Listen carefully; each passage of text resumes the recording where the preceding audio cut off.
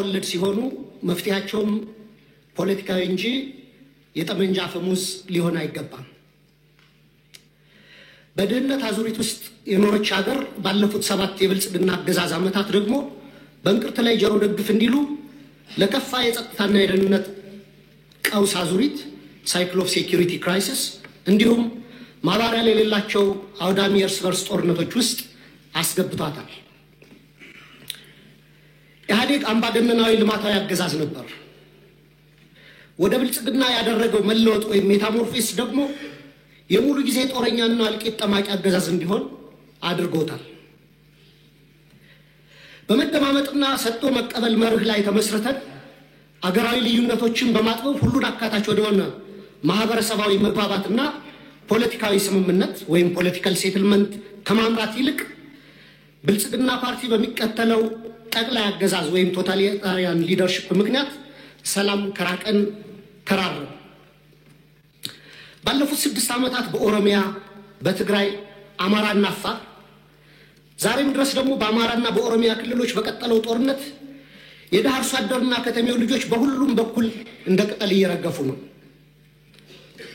ማቆሚያ በታጣላቸው የእርስ በርስ ጦርነቶች በትሪሊየን የሚቆጠር የሀገር ሀብት ንብረት እየወደመ እንደሆነ የጠቅላይ ሚኒስትሩ የኢኮኖሚ አማካሪ ቡድን በሰራው ኢኮኖሚ ዋይድ ኢስቲሜሽን ኦፍ ዘ ኖርዘርን ኢትዮጵያን ዋር ዳሜጅ የሚል ጥናት በአንድ ዓለም አቀፍ ኮንፈረንስ ላይ ቀርቦ የሰሜን ኢትዮጵያ የጦርነት ያደረሰው ጉዳት ግምቱ $32 ቢሊዮን እንደሚጠጋ ተተምኗል።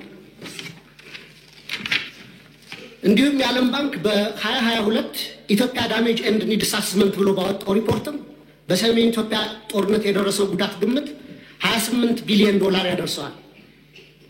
አማካይ ግምቱ $30 ቢሊዮን ነው ማለት ነው። ባለፉት 6 ዓመታት እስከ ዛሬ ድረስ ደግሞ በአማራ፣ በኦሮሚያ፣ በቤንሻንጉል ጉሙዝ፣ በደቡብ ጋምቤላ፣ አፋርና ሶማሌ ክልሎች እየተካሄዱ ያሉ ጦርነቶችና የእርስ በርስ ግጭቶች የጉዳት ግምት ከሰሜኑ ጦርነት ጋር እኩል አድርገን $30 ቢሊዮን ምሁራዊ ግምት ብንወስድ ጠቅላላ ግምቱ ወደ $60 ቢሊዮን ወይም በሰሞኑ የባንክ ምንዛሬ በ130 ብር ሲሰላ 7.8 ትሪሊየን ብር ገደማ ነው። በዘንድሮ በጀት ልክ ቢሰላ ደግሞ በቀጣይ 8 ዓመታት የሀገራችን በጀት የሚሆን ሀብትና ንብረት በጦርነቶችና ግጭቶች አውድመን እንዲሁም በሚሊዮን የሚቆጠሩ ወጣቶችን ጭድ አድርገን ዛሬም የጦርነት ነጋሪት እየጎሰምን ቀጥለናል። የዚህ የእርስ በርስ መጠፋፋት ጉዞ ውጤትም የተባበሩት መንግስታት የልማት ፕሮግራም ባወጣው የ2024 ግሎባል መልታይ ዳይሜንሽናል ፖቨርቲ ኢንዴክስ ፖቨርቲ አምኒድ ኮንፍሊክት ሪፖርት እንዳመለከተው 72% ወይም 86 ሚሊዮን ኢትዮጵያውያን በድህነት እንደሚኖሩ ይፋ አድርጓል። የውጭ ምንዛሬ ለውጡንና የኮሪደር ስራ ተያይዞ መኖሪያና የንግድ ቤታቸው የፈረሰባቸው በመቶ ሺዎች የሚቆጠሩ ችግር ላይ የወደቁ ዜጎችም አሉ። ከቅርብ ጊዜ ወዲህ ደግሞ እንኳን ከኑሮ መሰረታቸው የተነቀሉት ይቅርና ስራ ሰርተው በላባቸው የሚኖሩ ኢትዮጵያውያን ጭምር የኑሮ ውድነቱን መቋቋምና ልጆቻቸውን ማሳደግ ተስኗቸዋል። በዚህ የድህነት ምጣኔና የኑሮ ውድነት ላይ የተጨመረው የጦርነት አዙሪት ለሀገራችን ከፍተኛ ብሔራዊ የደህንነት አደጋ አዝሏል የሚል ስጋት አለኝ። በሰብአዊ መብቶች ጥበቃ ረገድም የተባበሩት መንግስታት ድርጅት የሰብአዊ መብት ኮሚሽን በኢትዮጵያ ላይ በቅርቡ ባወጣው አፕዴት ኦን ዘ ሂውማን ራይትስ ሲቹዌሽን ኢን ኢትዮጵያ ጁን 2024 ሪፖርት በሀገራችን ላይ እየደረሰ ያለውን ከፍተኛ ሰብአዊ መብት ጥሰት በዝርዝር አቅርቧል። ሪፖርቱ እንደ ሀገር የማያወላዳ ትኩረትና አፋጣኝ እርምጃ እንድንወስድ የሚሹትን የተንሰራፉና ስልታዊ የሰብአዊ መብት ረገጣዎች የደረሱበትን አሳሳቢ ሁኔታ ያሳያል። በሪፖርቱ የተካተቱ ጉዳዮች ልብ የሚሰብሩና በጣም አሳሳቢ ናቸው። ለምሳሌ በፈረንጆቹ 2023 ብቻ በተፈጸሙ 594 የመብት ጥሰቶች በትንሹ 8253 ተጎጂዎች ተመዝግበዋል። ከነዚህ ውስጥ 1106 ሲቪሊያኖች በአማራ ክልል፣ 366 ሲቪሊያኖች በኦሮሚያ ክልል ተገድለዋል። በ5 ወራት ብቻ ከ250 በላይ ሰላማዊ ሰዎች በድሮን ተገድለዋል። ከላይ ለማሳያ በሪፖርቱ የተካተተው የተጎጁ ሲቪሎች ቁጥር ሲሆን አክቹዋሊ የተጎጂዎች ቁጥር ግን ከዚህም የሚበልጥ ነው። እነዚህ የተንሰራፉ የመብት ረገጣዎችና ከህግ ውጭ ግድያዎች በፈረንጆቹ 2024-25 ዓመተ ምህረት ተባብሰው ቀጥለዋል። የድሮን ጥቃት ዛሬም በአማራ ክልል ተጠናክሮ የቀጠለ ሲሆን ህፃናትን ጨምሮ ሲቪሊያኖች እየተገደሉበትና የሲቪሊያን ተቋማት እየፈረሱ እንደሆነ ቢቢሲን ጨምሮ በዓለም አቀፍ ሚዲያዎች ተዘግቧል። በተጨማሪም ሪፖርቱ የዲሞክራሲያዊ ማህበረሰብ አስፈላጊ ምሰሶች በሆኑት ሐሳብን በነጻነት የመግለጽ፣ የመሰብሰብ፣ የመደራጀት መብት ላይ ከፍተኛ ገደቦች መደረጋቸውን በአጽንኦት አመላክቷል። ጋዜጠኞች፣ አክቲቪስቶች እና ሰላማዊ ዜጎች እውነትን የመናገር መብታቸውን በመጠቀም ተጠያቂነት እንዲሰፍን በመጠየቃቸው ብቻ ማስፈራራት፣ እንግልት፣ ስደት፣ እስራትና አለፍ ሲልም እገታና አስገድዶ መሰወር ይደርስባቸዋል ይላል ሪፖርቱ። ለምሳሌ ያለመከሰስ መብት ያላቸው አማራ የሆኑ የፌዴራልና የክልል ህዝብ እንደራሴዎች የሆኑት አቶ ክርስቲያን ታደለ፣ አቶ ዮሐንስ ጓያለው፣ ዶክተር ካሳ ተሻገር ያለመከሰስ መብት ሳይነሳ ተይዘው ለ20 ወራት ታስረው ይገኛሉ። የተቃዋሚ ፓርቲ አመራሮች የሆኑት የአብን ስራ አስፈጻሚ ኮሚቴ አባል ዶክተር ቴዎድሮስ ኃይለማርያም፣ የኢዜማ የቀድሞ ሊቀመንበር ዶክተር ጫኔ ከበደ ከታሰሩ 2 ዓመት ሊሞላቸው ነው። በተመሳሳይ በርካታ የአማራ ጋዜጠኞች እንደ ምሳሌ መስከረም አበራ፣ ገነት አስማማ፣ ጋዜጠኛ ጎበዜ ሲሳይ፣ ጋዜጠኛ አባይ ዘውዱ፣ ጋዜጠኛ ዳዊት በጋሻውና ቴዎድሮስ ንብረት፣ የአማራ ምሁራን የሆኑት ዶክተር ወንዶሰን አሰፋ፣ ረዳት ፕሮፌሰር ሲሳይ ብቸው፣ ፕሮፌሰር ማረጉ ቢበይን፣ ዶክተር ዘሪሁን ባህሪ፣ ዶክተር መሰረት ቀለመወርቅ፣ ዶክተር ገብረአብ አለሙ፣ ረዳት ፕሮፌሰር ዳኛ አበበን የመሳሰሉ ምሁራን እና ጠበቃ ለልይ ምረቱና ጠበቃ ኤርሚያስ መኩሪያ አይነት የህግ ባለሙያዎች እንዲሁም የመንግስት ሰራተኞችና ወጣቶች በአጠቃላይ 182 የሚደርሱ አማራዎች በ25 የሽብርና ህገ መንግስታዊ ወንጀሎች መዝገብ ተከሰው ያለ ፍትህ ለ20 ወራት በፍርድ ቤት ይመላለሳሉ። የዘገየ ፍትህ እንደተነፈገ ይቆጠራል እንዲሉ የፍትህ ስርዓቱ ዛሬም ቀልጣፋና ፍትሃዊ ውጤት ማምጣት እንዳልቻለ አመላካች ነው። በኢህአዴግ ጊዜ ይደረግ እንደነበረው ሁሉ ፍርድ ቤት በተደጋጋሚ ይመላለሳሉ። ፍትህ ግን እንደ ሰማይ ያርቋቸዋል። በጦር ሜዳ እያዋጉ ተይዘው የታሰሩ የህወሓት አመራሮችን በአጭር ጊዜ የፈታ መንግስት በገዢው ፓርቲ አሰራሮች ላይ የሰላ ትችት የሚሰነዝሩ አማራዎችን ይህን ያህል ጊዜ ያለ ፍርድ ማሰር የገዢውን ፓርቲ አባላት ጠር ፖሊሲዎች በግላጭ የሚያሳይ ነው። የአማራ ክልሉ ጦርነት ተከትሎ ለ10 ወራት የቆየ አስቸኳይ ጊዜ አዋጅ በታወጀበት ባለፉት 20 ወራት ውስጥም በሺዎች የሚቆጠሩ አማራዎች መታወቂያቸው እየታየና በብሔር እየተለዩ ኢትኒክ ፕሮፋይሊንግ እየተደረጉ ታስረዋል። ኢሰብአዊ ለሆኑ አያያዞች መጋለጣቸውንም መንግስታዊ የመብቶች ተቋም ኢሰመቁና ዓለም አቀፍ ድርጅቶች ጭምር ገልጸውታል። የአስቸኳይ ጊዜ አዋጅ ከተጠናቀቀ በኋላ ባለፈው ወር በመዲናችን እስከ ተካሄደው የአፍሪካ መሪዎች ጉባኤ ድረስ የአማራ ልጆች ጅምላ ስር አልቆመም። የተባበሩት መንግስታት ድርጅት የሰብአዊ መብቶች ኮሚሽን ባወጣው ሪፖርት ውስጥ የተካተቱ አብዛኛዎቹ የመብት ጥሰቶች መንግስታዊ ተቋም በሆነ የኢትዮጵያ ሰብአዊ መብቶች 2016 ሪፖርት በምርመራ ጭምር የተረጋገጡ ናቸው። በተጨማሪም ኢሰመጉ፣ አምነስቲ ኢንተርናሽናል፣ ሂውማን ራይትስ ዋች፣ ሲፒጄ እና የአውሮፓ እና የአሜሪካ ኤምባሲዎች ጭምር ባወጣቸው ሪፖርቶች እና መግለጫዎቻቸው አሳሳቢነታቸውን ገልጸዋል።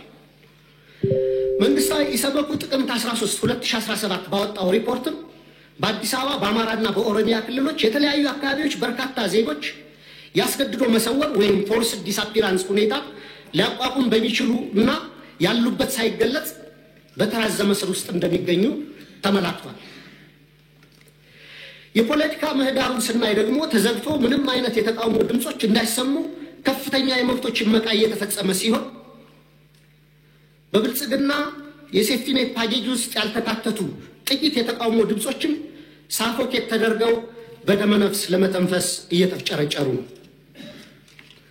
እነዚህ ሁሉ ዓለም አቀፍና ሀገር አቀፍ ተቋማት የሀገራችን የሰብአዊ መብት አያያዝ አስስቧቸው ሪፖርታቸውን የሚያወጡት የሚመለከታቸው የመንግስት አካላት ትኩረት አድርገው ችግሮች እንዲፈቱ እንዲያደርጉና መንግስቱም አፋጣኝ እርምጃ ወስዶ እንዲስተካከሉ እንዲሁም ተጠያቂነት እንዲሰፍን ነው። የህዝብ ተወካዮች ምክር ቤትም አንድም ቀን እንኳን ሁኔታውን በተመለከተ በምክር ቤቱ ስብሰባዎች አጀንዳ አድርጎ አለመወያየቱ፣ ሁኔታውን በተመለከተም በአስፈጻሚው ላይ በቂ ክትትልና ቁጥጥር አለማድረጉ በህገ መንግስቱ በተሰጠው ስልጣን መሰረት አንድም የእርምት እርምጃ ለመውሰዱ በታሪክና በትውልድ ፊት ተጠያቂ የሚያደርገው ነው። የተከበሩ አፈ ጉባኤ፣ ክቡር ጠቅላይ ሚኒስትር፣ ከላይ ያለውን የሀገሪቱን ነባራዊ ሁኔታ የተመለከተ ረጅም ትችት ያቀረብኩት ለጥያቄ መቅድም እንዲሆነኝ እንጂ መቼም ብልጽግና ስለ ሀገራዊ ችግሮቻችን አላይም፣ አልሰማም፣ አልናገርም ካለ ውሎ ማደሩ ጠፍቶኝ አይደለም። ብልጽግና የሚታየው ጦርነት፣ የሚሰማው የቄስ ሞገሴዎችን ከንቱ ውዳሴ፣ ከተናገረም ወይ ደረቅ ፕሮፓጋንዳ ወይም ነጭ ውሸት ነው። በመካከል የከሱና የመነመኑ እውነቶች የሉም ማለት ግን አይደለም። ወደ ጥያቄ ስገባ ባለፉት 7 ዓመታትና ከዚያም በፊት ባሉ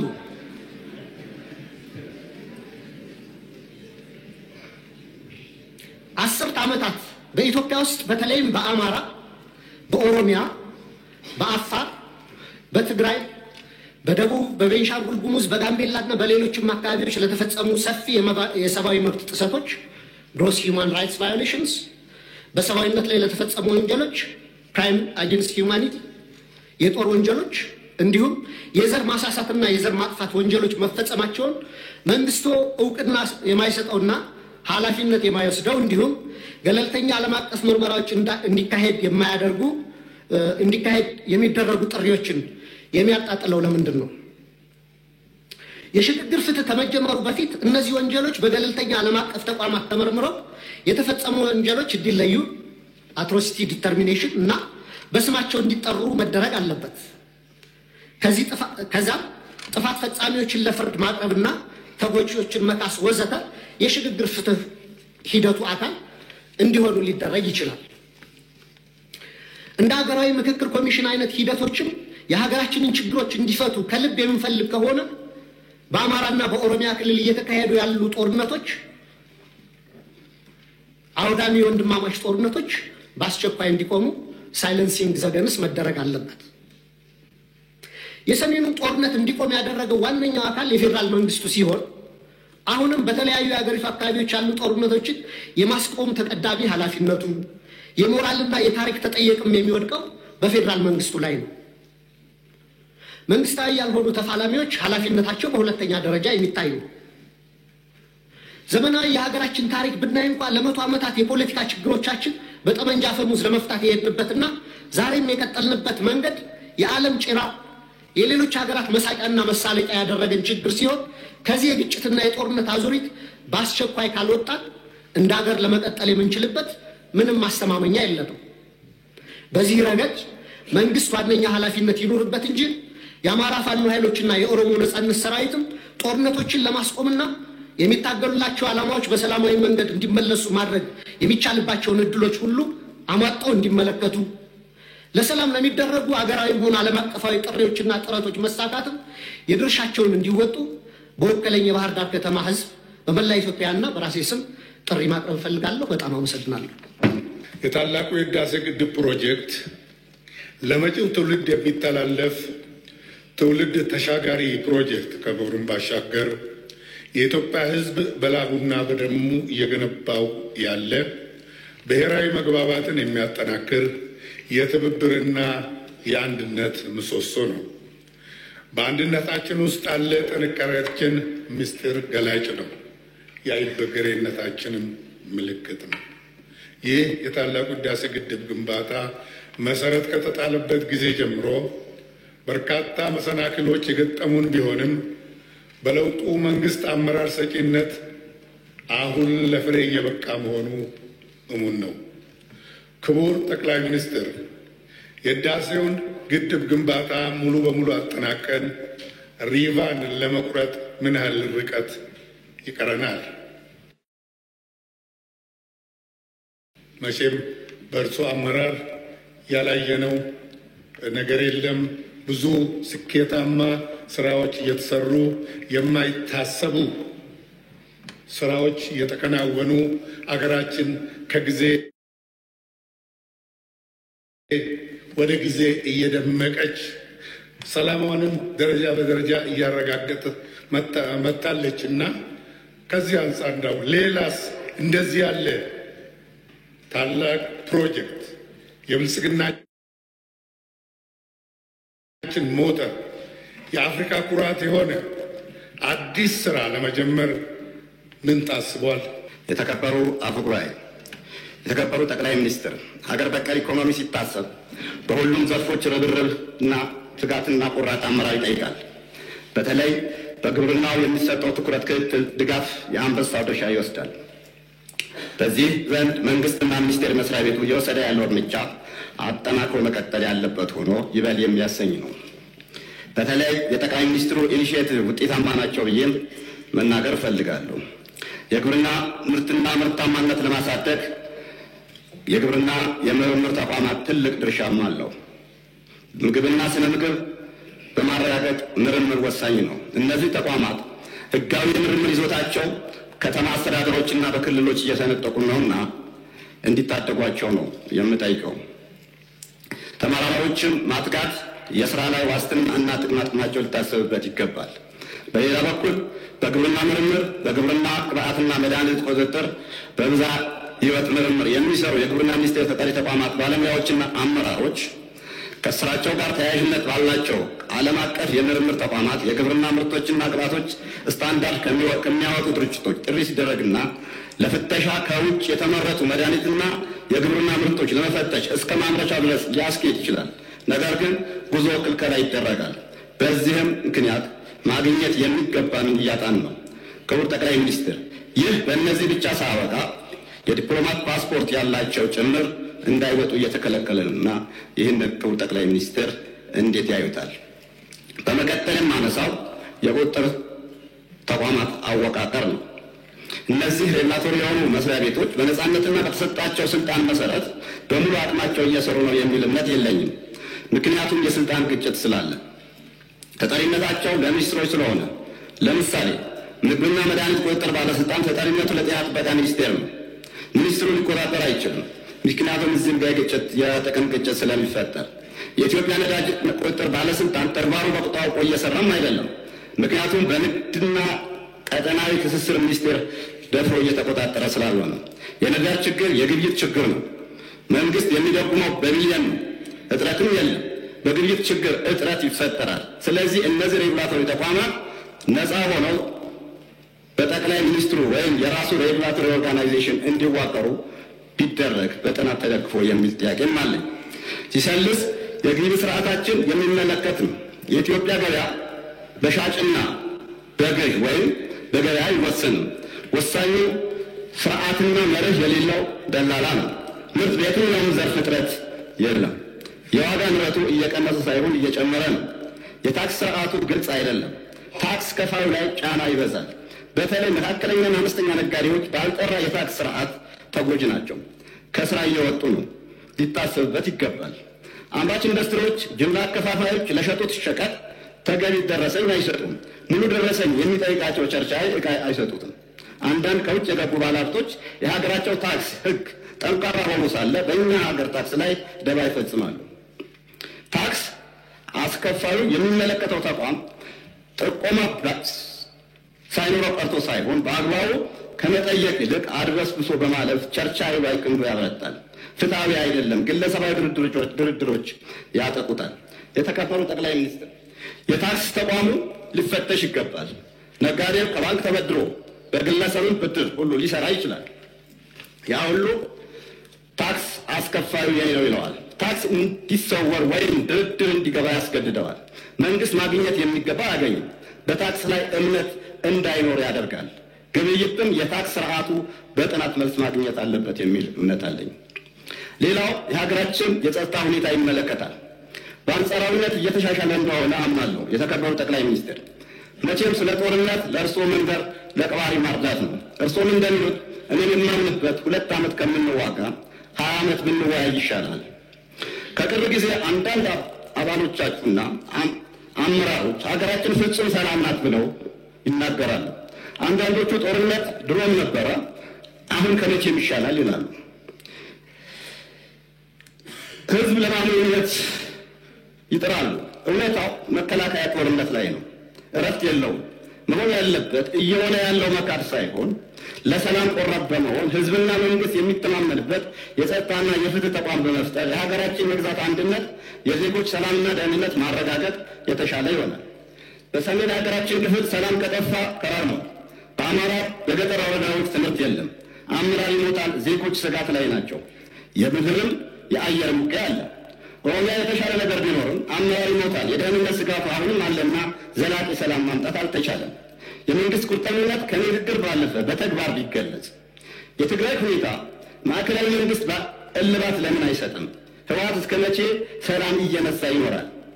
የስልጣን ሱስ የትግራይ ህዝብ እረፍት በመንሳት ሰላም እንዳይኖር የፕሪቶሪያ ስምምነት እየጣሱ ይገኛል።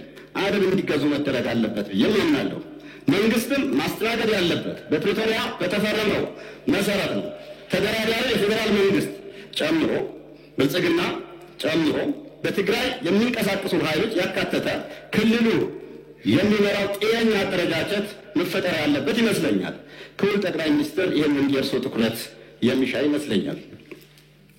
በመጨረሻ የመሰረተ ልማት ጉዳይ ነው። በሀገራችን አሁን ባለው ሂደት አሌ የማይባሉ ለትውልድ ተሻጋሪ የሆኑ ለመቁጠር ጊዜ የሚረዱ ፕሮጀክቶች የተጀመሩ እንደሆነ አይቻለሁ። ለምሳሌ ገበታ ለሸገር፣ ገበታ ለሀገር፣ ገበታ ለትውልድ በጥሩ ጎን የምናያቸው ናቸው።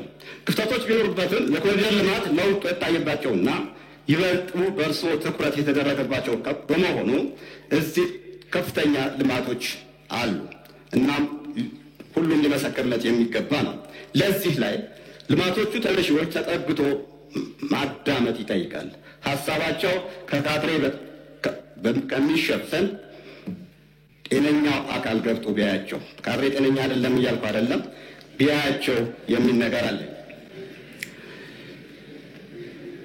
በመጨረሻ ማነሳው የፍትሃዊነት የልማት ጉዳይ ክቡር ጠቅላይ ሚኒስትር፣ በእርግጥ ሁሉም ማዳረስ ባይቻልም በቅደም ተከተል አስይዞ ቅድሚያ ለሚገባው በመስፈርቱ መልማት አለበት የሚል አምናለሁ። ማዕከላዊ ኢትዮጵያ ክልል ግን ብዙ ይጎለዋል፣ ትኩረት ሊሰጠው ይገባል።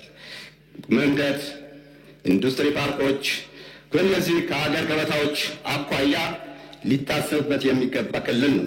እርሶም ያውቁታል። ያለማ ክልል ማዕከላዊ ክልል ከሌሎቹ ክልል ማዕከል ቢሆንም የቅርብ ዞኖች ቢሆንም ያለማ ክልል እንደሆነ በሰፊው ያውቁታልና ለእርሶ መንገር ብዙም አይገባም፣ ግን ትኩረት ሊሰጠው የሚገባ ይመስለኛል።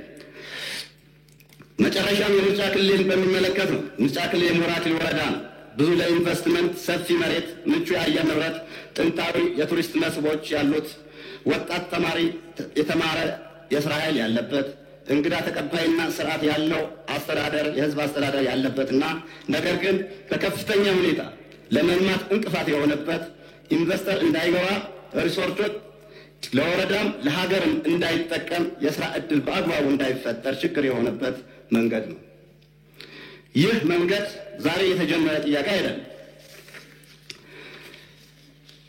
ከዚህ ወረዳ ጥያቄ በኋላም በጋራም የተጠየቁ የቀድሞ የደቡብ ክልል በሰፊው ጥያቄ ለቀድሞ የኢትዮጵያ መንገዶች ባለስልጣን ለአሁኑ የኢትዮጵያ መንገዶች አስተዳደር ኮሚቴ ጭምር አዋቅሮ እንዲጠና ጥያቄ አቅርቦ ጥናት ተጀምሮ ነበር። በመሃል በሀገራችን በተፈጠሩ አንዳንድ ጉዳዮች ተቋርጦ እስካሁን መልስ አላገኝም። በመንገድ ጉዳይ እናቱ ገበያ የሄደችበትና የሞተችበት እኩል ነው የሚያለቅሰው። የሙራክል ወረዳ ጉዳይ ግን እናቱ እንደሞተችበት ልጅ ነው። የሙራክል ወረዳ የአስፋልት ጉዳይ በእርሶ የስልጣን ዘመን መልስ ካላገኘ የቁራ ጩኸት ነው የሚሆነው። ክቡር ጠቅላይ ሚኒስትር የእርሶ ተግባራዊ ምላሽ እንዲያስቡበት እማጽናለሁ። ሌላው የከሬም መካከለኛ መስኖ ፕሮጀክት በወጣቶች የመስኖ ተጠቃሚነት ፕሮጀክት ተጀምሮ ብዙ መዋዕለ ንዋይ የፈሰሰበት የተፈጥሮ ሀብት ተመንጥሮ በአሁን በደለልና በናዳ እየተሞላ 85% በላይ የተጠናቀቀ ነገር ግን ያላለቀ ለኪሳራ እየተዳረገ ያለ ፕሮጀክት ነው። ይህ ለቆላማ መስኖ ሚኒስቴር ተደጋጋሚ ጥያቄ ብናቀርብም ምላሽ ያልተሰጠውና ትኩረት ቢደረግበት። አመሰግናለሁ። እናመሰግናለን።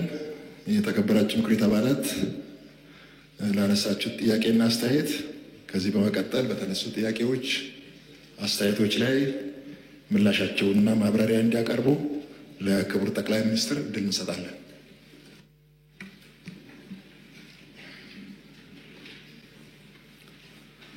አመሰግናለሁ። የተከበረው አፈ ጉባኤ፣ የተከበራችሁ የምክር ቤት አባላት፣ ከእረፍት ቆይታችሁ እንኳን በሰላም ተመለሳችሁ። ለተነሱ ጥያቄዎች ምላሽ መስጠት እንድችል በድጋሚ እድል ስላገኘው እጅግ አድርጌ አመሰግናለሁ። የዋጋ ንረት ሲቀንስ የፍጆታ ዕቃዎች ዋጋም በዚያው ልክ ይቀንሳል ማለት አይደለም። የዋጋ ንረት ቀነሰ ማለት የእድገት ምጣኔው ቀነሰ ማለት ነው። ኢንክሪዚንግ አት ዲክሪዚንግ ሬት ማለት ነው እንጂ እድገት የለም ማለት አይደለም። የዋጋ ንረት መቀነስና የኑሮ ውድነትም አንድና ያው አይደሉም። እስካሁን ያለው ዋጋ በራሱ ገቢ ካላደገ ምርት በብዛት ካልተመረተ በራሱ አስቸጋሪ ሊሆን ይችላል። ነገር ግን ኢትዮጵያ ውስጥ ባለፉት 20 ዓመታት በቀጣይነት ደብል ዲጂት እድገት ስለነበረው የዚያ ኩሙሌቲቭ ውጤት ድምር ውጤት እያንዳንዱን ዝቅተኛ ገቢ ያለው ሰው ጫና ይፈጥርበታል። ምን ጥያቄ የለውም። ለዚያ ነው መንግስት በከፍተኛ ደረጃ ድጎማ የሚያደርገው። ኢንፍሌሽንን ዜሮ ማድረግ እድገትን ዜሮ ማድረግ ነው። እድገት ባለበት ቦታ ኢንፍሌሽን አይቀርም። ኢንፍሌሽኑ ግን ተጋኖ ደብል ዲጂት ሲሆን ከሰው ገቢ በላይ ከሚያገኘው በላይ እድገት ስለሚኖረው በሰው ኑሮ ላይ ጫና ይፈጥራል። ያን ለማድረግ የሰው ገቢ ማሳደግ አለብን። ዘንድሮ በደሞዝ ጭማሪ በተለይ ዝቅተኛ ደሞዝ ያላቸው ሰዎች እስከ 300% ድረስ ጭማሪ ያደረግነው በዚያ ምክንያት ነው። ዝቅተኛ ገቢ ያላቸው ሰዎች፣ ዝቅተኛ ደሞዝ ያላቸው ሰዎች ተጎጂ ናቸው ከሚል እሳቤ ነው። ምርት ማሳደግ፣ ሸቀጥ ከሚመረትበት ወደ ገበያ የሚሄድበትን መንገድ ማስፋት፣ የንግድ ስርዓት ማዘመን የሚጠበቅብን ይሆናል። እነዚህን በማድረግ የተገኘውን የ15% ውጤት በዚሁ መንገድ ካስቀጠልንና መጠነኛ አሻር ካደረግን እንደ ትልቅ ምርታ ሊወሰድ ይችላል። ዳታ ላይ የሚያስፈልገንን ዳታ ወስደን የማያስፈልገንን በመተው ሳይሆን ዳታን መቀየር ስለማይቻል ጥሬ ሐቁን እንዳለ መውሰድና ክፍተት ካለበት መስራት ነው የሚያስፈልገው። አሁን ያለው ኢንፍሌሽን እስካሁን ከስራናቸው በጣም በእጅጉ የተሻለ ተብሎ ሊወሰድ ይችላል። አሁንም ግን ተጨማሪ ስራ ያስፈልጋል። ዝቅተኛ ገቢ ያላቸው ሰዎች ጫናው ከፍተኛ ስለሆነ በድጎማ ማደማጋራት ገቢያቸው እንዲያድግ ልጆቻቸው ስራ እንዲያገኙ ከፍተኛ ጥረት ማድረግ እንደ መንግስት እንደ ህዝብ ይጠበቅብናል። ይሄን አሳይመንት የምንዘነጋ ሆኖ ሳይሆን በተሰራው ስራ የመጣው ውጤት ግን ይበል የሚያስብል ነው ማለት ይቻላል። ከድጎማ አንፃር ማዳበሪያ 84 ቢሊዮን ብር ነው የምንደጉመው። በአንድ ኩንታል 3700 ብር እንደጉማለን። እኛ ማዳበሪያ ስለማናመርት የማዳበሪያ ዋጋ አንወስንም። አምራቾች ዋጋ ተምነው ለኛ ሲያቀርቡ አርሶ አደሩ እንዳይጎዳ አቅም በፈቀደ መጠን እንደጉማለን እንጂ ዋጋ አንወስንም። ነዳጅ በሚመለከት 72 ቢሊዮን ገደማ ተደጉሟል። ነዳጅን በሚመለከት የተከበረው ምክር ቤት መጠነኛ ግንዛቤ እንዲይዝ በዓለም ገበያ ቤንዚን ኢትዮጵያ በሊትር 129 ብር ትከፍላለች። 129 ብር። ኢትዮጵያ ውስጥ ግን 101 ብር እንሸጣለን። 28 ብር በሊትር ድጎማ አለ። 28 ብር በሊትር የሚደጎመው ድሃ ብቻ አይደለም፣ ኤምባሲዎችም ጭምር ናቸው። ምክንያቱም ሀገር ውስጥ ያለው ገበያ ለይተን ለድሃ የምንልበት አሰራር አስቸጋሪ በመሆኑ ኢትዮጵያ ውስጥ ያሉ ሀብታሞች፣ ኢንተርናሽናል ተቋማት እነሱ እንኳን ቀርተው ለሪፊጂ ኢትዮጵያ ውስጥ ላሉት የውጭ ሀገር ዜጎች እርዳታ የሚያመጡ የዩኤን ኤጀንሲዎች ሳይቀሩ ኢትዮጵያ ውስጥ ለሚያጓጉዙት ትራንስፖርት በሊትር 20 ምናምን ብር ኢትዮጵያ ትደጉማለች። ቤንዚን ብቻ ሳይሆን ነጭ ጋዝ 129 ብር ነው የምንገዛው። እኛ የምንሸጠው ግን 99 ብር ነው። 30 ብር እንደጉማለን በሊትር። ሌሎች አይነቶችም እንደዚሁ። ይሄ ዋጋ በእኛና በእኛ አካባቢ ካሉ ሀገራት አንጻር ሲታይ ከፍተኛ ልዩነት አለው። 0.7 0.8 ሴንትስ ዶላር ፐር ሊትር ነው እኛ የምንሸጠው። እኛ አካባቢ ግን ቢያንስ 1.4 እስከ 2 ዶላር ይሸጣል። ኢትዮጵያ በብዙ ትደጉማለች። ይሄ የተከበረው ምክር ቤት አንደርላይን አድርጎ መያዝ አለበት። ኢትዮጵያ የነዳጅ ዋጋ መወሰን አትችልም ስለማታመርት። አምራች የወሰነውን ገዝታ ግን ዜጎቿ እንዳይጎዱ በ1 ሊትር ከ25 ብር በላይ እየደጎመች የምታሰራበት ዋናው ምክንያት አብዛኛው እጅ አጠር ሰዎች በዚህ ሂደት ጉዳት ስለሚደርስባቸው ያን ለመቀነስ ነው። መድኃኒት፣ የምግብ ዘይት 350 ሚሊዮን ገደማ እንደጉማለን። ሴፍቲኔት ወደ 22 ቢሊዮን ገደማ እንደጉማለን። ድጎማው ሲደመር ቅድም በገቢ ያነሳውላችሁ የምናገኘውን ገቢ በከፍተኛ ደረጃ የሚነካ ስለሆነ ኢትዮጵያ ከምታስገባው ገቢ በላይ ደጉማ ሁሉም ዜጎች በነፃ እንዲመገቡ ማድረግ አሁን አትችልም። ማምረት መስራት አለብን። ይህንን ችግር በመድረክ ንግግር ብቻ አንፈታውም። በተግባር ማሳዎቻችን ላይ በምናስገኛቸው ውጤቶች የሚፈታ ይሆናል።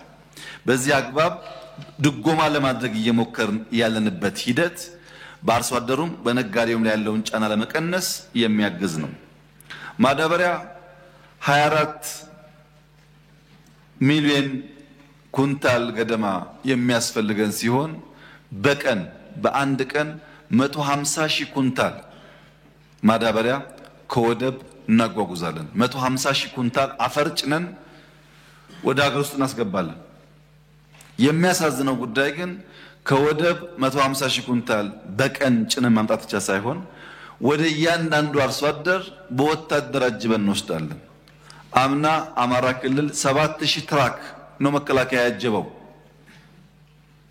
መከላከያ የገደለው ሳይሆን ለእያንዳንዱ አርሶ አደር ማዳበሪያ ለማድረስ 7000 ትራክ አጅቦ ነው የወሰደው። ከውጭ እንገዛለን፣ እንደጉማለን። ፖርት ስለሌለን ከፖርት ማጓጓዙ ጣጣ ነው። ከገባ በኋላ ወደ እያንዳንዱ አርሶ አደር ደግሞ እንዲደርስ በእጃቢ እናደርሳለን። ይሄ ሁሉ ወጪ ነው። አሁን ቀደም ብሎ የመናገር ፍላጎት ባይኖረንም ላለፉት ቢያንስ ዓመት ገደማ ማዳበሪያ ኢትዮጵያ ማምረት ካልቻለች በርካታ አርሶ አደር የሚነካ ጉዳይ ስለሆነ ከምግብ ጋር የሚያያዝ ጉዳይ ስለሆነ በዘላቂነት መፍትሄ ልናገኝ አንችልም በሚል ስናጠና ቆይተናል። አሁን የህዳሴው ጉዳይ እንደምታውቁት ስለሆነ የህዳሴ ፊታችን ወደ ማዳበሪያ እናዞራለን። በተደረገው ጥናት ከ2.5 እስከ 3 ቢሊዮን ዶላር ይፈልጋል። በጣም በርትተን ከሰራን ቢያንስ 3 ዓመት እና ከዚያ በላይ ጊዜ ይፈልጋል። ማዳበሪያ ፋብሪካውን በበቂ ደረጃ ኢትዮጵያ ውስጥ አቋቁሞ ለመስራት አሁን ሁለተኛው ህዳሴያችን የሚሆነው ማዳበሪያ ፋብሪካውን ከተቻለ በጆይንት ቬንቸር ከግሉ ሴክተር ጋር ከዚያም ከፍሎ ከተገኘ በፕራይቬት ኢንቨስትመንት ካልተቻለ ግን በመንግስት በራሱ የግድ የማዳበሪያ ፋብሪካ የኢትዮጵያን ፍላጎት ሊመልስ በሚችል መልኩ መፍጠር ይኖርብናል። ኢንፍሌሽን ከአምናው በከፍተኛ ደረጃ ቀንሷል። ኤክስፖርት ከአምናው በከፍተኛ ደረጃ አድጓል። ገቢም ተሻሽሏል። የግብርና፣ የኢንዱስትሪ፣ የሰርቪስ ሴክተር ውጤቶቻችን በጣም እመርታ አሳይተዋል። ኢኮኖሚው ከምን ጊዜውም በላይ ጤነኛ የሚባል እና ተስፋ ሰጪ ነገር ይታይበታል። ይሄን እውነት ማየት የማይችል ይሄን እውነት መገንዘብ የማይችል ኢትዮጵያዊ አለ ብዬ አላስብም። ዓለም የሚናገረው ጉዳይ ስለሆነ በፓርላማ የሚነገር የ10% እድገት ሳይሆን ከዚህ ከአራኪሎ ተነስተን ካሳንቺስ ስንደርስ የምናየው እድገት ስለሆነ ብዙዎች ገንዘቡን ከየት አመጣችሁት በሚሉበት ሰዓት ኢትዮጵያ ውስጥ ልማት አሁን የለም ብሎ የሚያስብ ሰው ካለ አስቸጋሪ ነው። ቤቶች ግንባታ በሚመለከት የንጽጽር ዳታ እምብዛም ባያስፈልግም በኢህአደግ ዘመን ከ97 እስከ 2010 160 ሺህ ገደማ ቤቶች ተገንብተዋል። በ10 ምናምን ዓመት ውስጥ ባለፉት 5 ዓመታት 167 ሺህ ቤት ገንብተን ለጥቅም አውለናል። የ5 ዓመት ስራችን ከ15 ዓመት ስራ ሊነጻጸር ይችላል። አሁንም ከ100 ሺህ በላይ ቤቶች በመንግስትና የግል አጋርነት እንዲሁም በግሉ ሴክተር እየተገነቡ ይገኛሉ። የቤት ፍላጎታችን ሰፊ ስለሆነ ተጨማሪ ስራ የሚጠይቅ ቢሆንም የተገኘው ውጤት በጣም ተስፋ የሚሰጥ ነው። እናንተም እንዳያችሁት ከነበሩበት ከባቢ ተነስተው ሌላ ቦታ የሰፈሩ ወገኖቻችን በካባቢያቸው የሌለ ቤት፣ የሌለ ትምህርት ቤት፣ የሌለ ፓርክ ተሰርቶላቸዋል። አዲስ አበባ ከተማ ውስጥ ህጋዊ ማስረጃ ኖሮት ወይ መሬት ወይ ካሳ ሳይከፈል የተነሳ አንድ ሰው እኔ እስከማውቀው የለም። አንድ ሰው ከ17 ቢሊዮን ብር በላይ ካሳ ተከፍሏል። ማላዘን የሚፈልጉ ሰዎች ሊያላዝኑ ይችላሉ። ከኛ በላይ ግን ለኢትዮጵያ ድሃ ሊቆረቆሩ አይችሉም። እኛ ድሃ አደጎች ነን። የተነሳንበትን ህዝብ ልንጨፈልቀው አንችልም። መደብ ላይ አድገን ህልማችን ልጆቻችን አሁንም መደብ ላይ እንዳያድጉ ማድረግ ነው። ለድሃ መቆርቆር፣ ለድሃ ማዘን፣ ከድሃ ጋር መኖር ለዚህ መንግስት የሚነገረው ነገር አይደለም። የኢትዮጵያ ህዝብ ያያዋል፣ ይገነዘበዋል። ይሄ በውሃ በሪቨርሳይድ የሚሰራው ስራ የተከበረው ምክር ቤት ጊዜው ሰጥቶ እንዲመለከት ፈልጋለሁ። የሐረርና የኮንሶ አርሶ አደሮች እዚህ አዲስ አበባ ላይ እየሰሩ ያሉት ተአምር፣ እንጦጦ ላይ እየሰሩ ያሉት ተአምር ለኛ ብቻ ሳይሆን ለልጆቻችን የሚተርፍ ነው። ውሃ አለ ማለት ሽታው የማያስኬድበትን ከተማ የውሃ መስመሮችን ለማጽዳት እየተሰራ ያለው ስራ፣ የሚቀላ አፈርን ለመከላከል የሚሰራው ስራ እናንተን ካላስደመመ ማን ያስደምማል? ፓርኪንግ ብቻ ባለፉት 5 ዓመታት አዲስ አበባ ውስጥ ከ30 ሺህ በላይ ፓርኪንግ ተገንብቷል። በውስጥና በውጭ ፓርኪንግ ነበረ እንደ ኢትዮጵያ ውስጥ። ኢትዮጵያ ውስጥ እኮ ፓርኪንግ ማለት አስፋልት ማለት ነው፣ መንገዱ ማለት ነው። አሁንም በቂ አይደለም፣ ተጨማሪ ስራ ይፈልጋል። ነገር ግን እስካሁን የመጣው ውጤት ተስፋ ሰጪ ነው። ግጭትን በሚመለከት የግጭት ተፈጥሮና እድገት ከመሰረቱ የማየት ልምምድ ካልፈጠርን ላዩን ብቻ የምናይ ከሆነ እንስታለን። ግጭት ንጣፍ አለው። እያንዳንዱ ንጣፍ እያንዳንዱ ሌየር እያነሱ ማየት ይፈልጋል። ትሪገሪንግ ፖይንቷን ብቻ አይቶ የሚናገር ሰው ግጭት ይፈታ አይችልም። ከትሪገሪንግ ፖይንቱ አንድ ዝቅ ስንል ፕሮክሲሚቲ አለው። ከሱ ዝቅ ስንል ስትራክቸራል ችግር አለው። ስትራክቸራል ችግሩን ያልተገነዘበ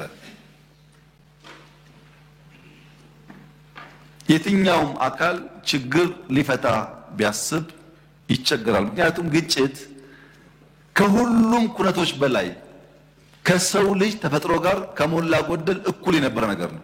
ሰው ተፈጠረ፣ ግጭት ጀመረ። ያው እንደምታውቁት በአቤልና በቃየል እንደጀመረው ማለት ነው። ከሰው ልጅ እድሜ ጋር ነው ግጭት የኖረው፣ ሳይዙ ከፍ ዝቅ እያለ።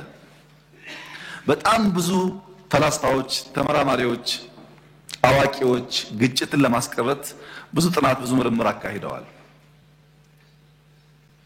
ብዙ ጽፈዋል። ፒስ በጣም ውድ የሆነ ኮሞዲቲ ነው፣ መገንባት ያለበት ነው። ግን ሁለት አከራካሪ ጉዳዮች አሉ ሰላም በሚመለከት። አንደኛዎቹ ወገኖች ፍጹም ሰላማዊነት ወይም ፓሲቪዝም የሚባለው ምንም አይነት ትንኮሳ፣ ምንም አይነት ሙከራ ቢደረግብህ ግብረ መልስ አትስጥ። ስትመታም፣ ስትሰደብም፣ ስትነጠቅም ዝም በል። ግብረ መልስ ካልሰጠህ ግጭት በሁለት አካላት ይሁንታ የሚፈጸም ስለሆነ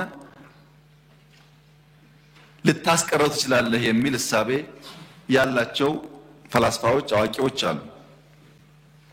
ፓሲፊዝም ለግለሰቦች ጥሩ እሳቤ ነው፣ መጥፎ አይደለም።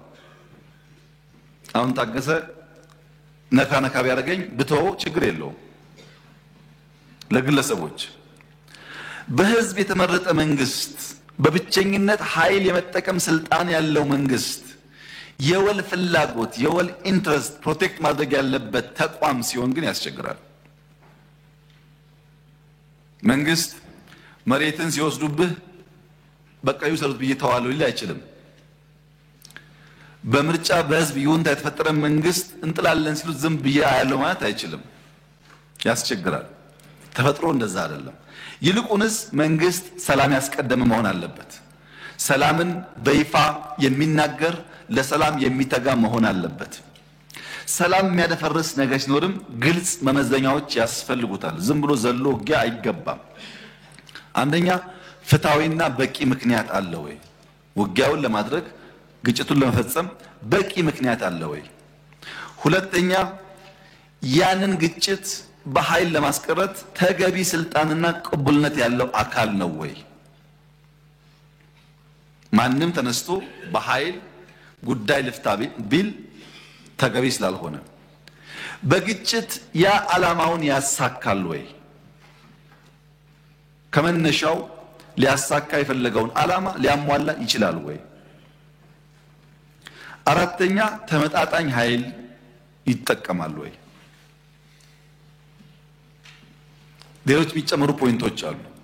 እነዚህን የሚያሟላ በሚሆንበት ሰዓት መንግስት በብቸኝነት ኃይል የመጠቀም ስልጣን ያለው አካል ስለሆነ ለዘላቂ ሰላም ለጀስት ሊጋጭ ይችላል። ምንዋጋው ዘላቂ ሰላም ለማምጣት ነው የሚባለው ለዛ ነው።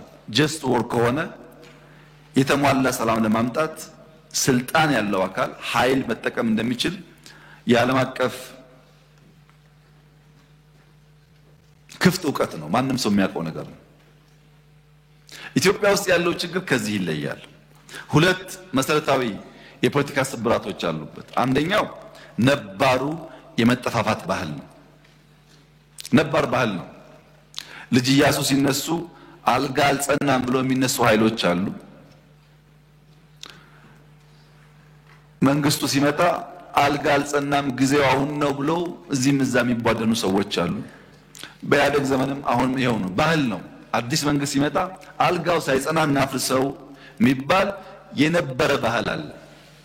አንድም መንግስታት ኢትዮጵያ ውስጥ በሰላማዊ መንገድ ሽግግር አድርገው በረጋ መንገድ የሄዱበት ታሪክ የለንም። ይሄ የራሱ የሆነ ጉዳት አለው። ሁለተኛው ከሶሻሊስት እሳቤ ጋር በስፋት ወደ አፍሪካ ወደ ኢትዮጵያ የገባው በሽታ ነው። ሶሻሊዝም እንደ ዌቭ ዘ ሆል አፍሪካን የወረረ በሽታ የወረረ እሳቤ ነው በሆነ ዘመን ውስጥ። ይሄ በሽታ በተለይ ኢትዮጵያ ውስጥ ያመጣው ችግር ደግሞ ፍረጃ ነው። ሶማሊያም ነበረ፣ ታንዛኒያም ነበረ፣ ዚምባብዌም ነበረ። ብዙ አፍሪካ ሀገራት በሶሻሊዝም እሳቤ ተውጠው ተንቀሳቅሰዋል። በእኛ ደረጃ ግን ፍረጃ መኖር እርግጠኛ አይደለሁም። ጠላት ስንል እንፈርጃለን። በጠላት መቃብር ላይ ካልሆነ ቤት አንሰራም። ቆሞ በሰላማዊ መንገድ ተደራድሮ የሚባል ነገር ልምምዱ የለም። የኢትዮጵያ ፖለቲካል ፓርቲና ሀሳቢው ከተጀመረበት ጊዜ ጀምሮ 1960 አካባቢ ጀምሮ ያለውን ብንመለከት ተማሪዎች ሁሉም አንድ እሳቤ አይዲዮሎጂ ይዘው በሆነ ምክንያት ግራና ቀኝ ከቆሙ በኋላ መሳሪያ ሳይኖራቸው እስክሪብቶ ያላቸው ተማሪዎች በጽሁፍ በንግግር ከመጨቃጨቅ ይልቅ መሳሪያ ተውሰውና ገዝተው መገዳደል ጀመሩ። ተማሪዎች፣ መንግስት አይደለም፣ ተማሪዎች።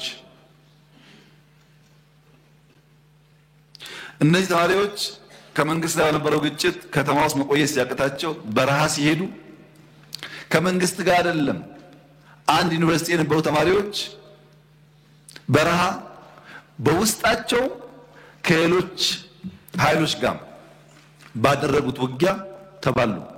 ኢህአፓና መኢሶን ከተማ ውስጥ መውሰድ ይቻላል። ኢህአፓና ቲፒኤልኤፍ በአሲምባ መውሰድ ይቻላል።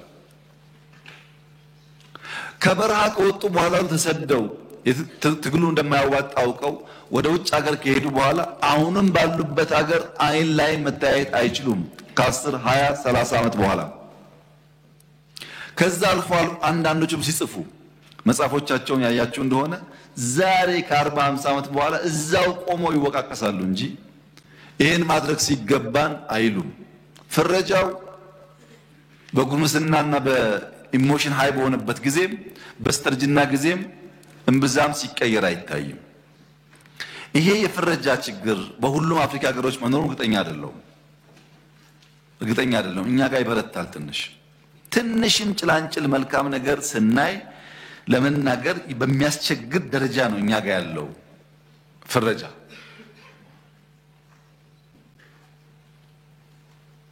እግዚአብሔር ያሳያችሁ ካሳንቺስን ያን የሐሸሽ መንደር እንዲህ ትራንስፎርም ተደርጎ ሲያይ በስሱ እንኳን ለማድነቅ የሚቸገር የፖለቲካ ፓርቲ ምን ተስፋ አለው ከመፈረጅ ውጭ?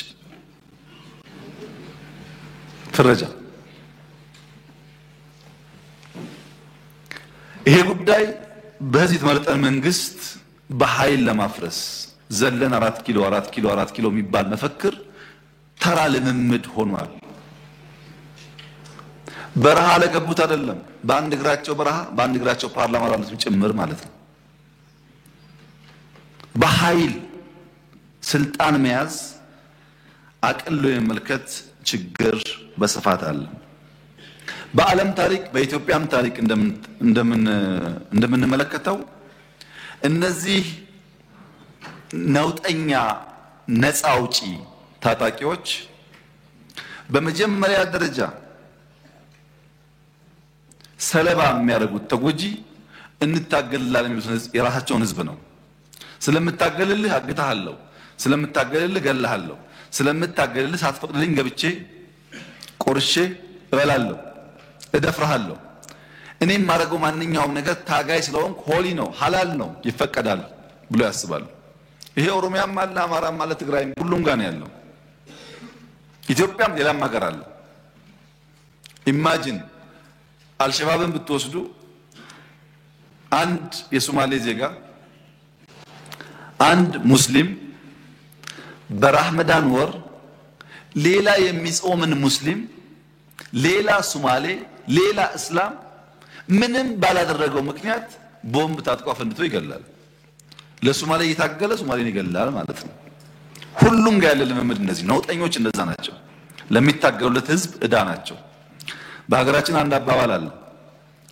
ለበሬው ሲሉ በሬውን አረዱት የሚባል አባባል አለ። ምን ማለት ነው? በዚህ ሰፈር ያሉ ሰዎች እዚያ ማሩ ያሉ ሰዎች በሬያችን ወስደውታል፣ አርደው ሊበሉ ስለሆነ ሄደን ተጋይተን ነጥቀን በሬያችን መመለስ አለብን የሚል ልክ እንዳሁኑ ቅስቀሳ ይደረጋል።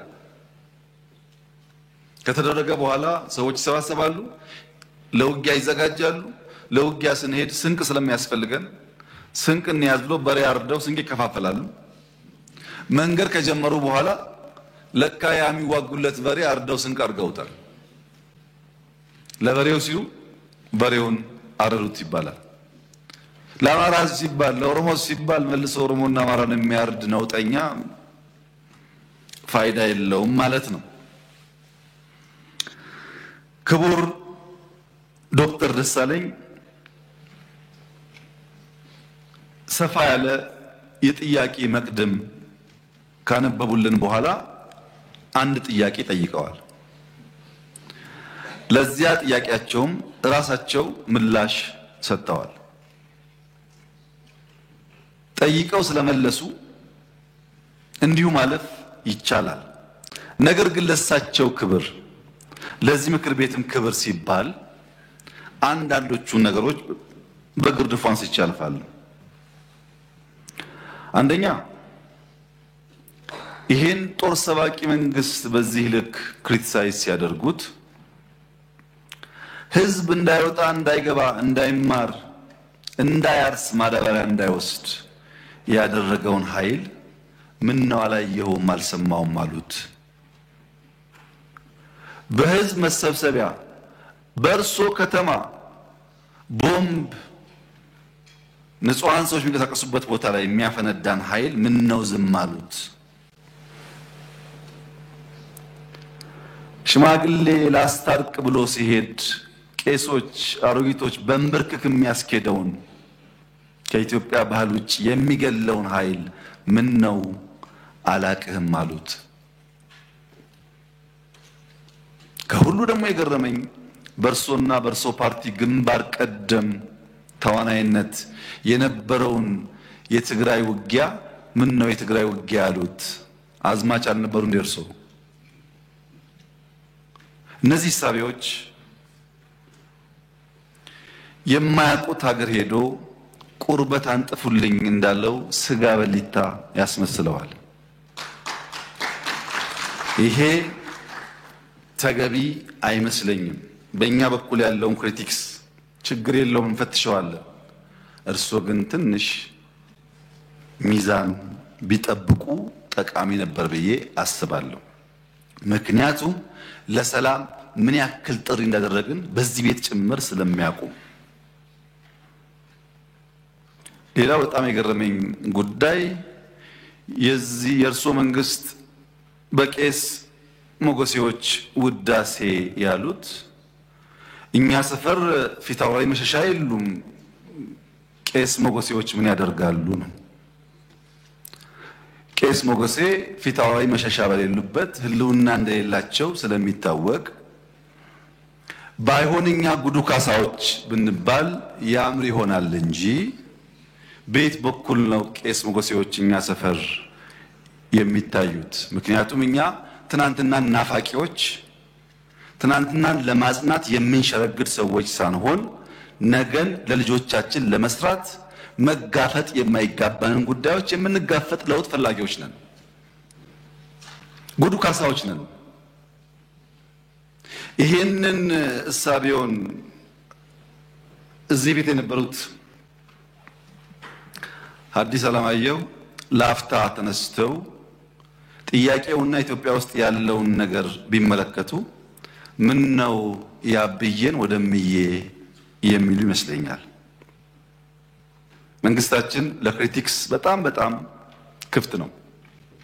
ኢትዮጵያ ውስጥ ባልተለመደ ሁኔታ ስልክ ያለው ማይክ የያዘው ሁሉ የሚናገርበት ዘመን ነው ይሄ ዘመን።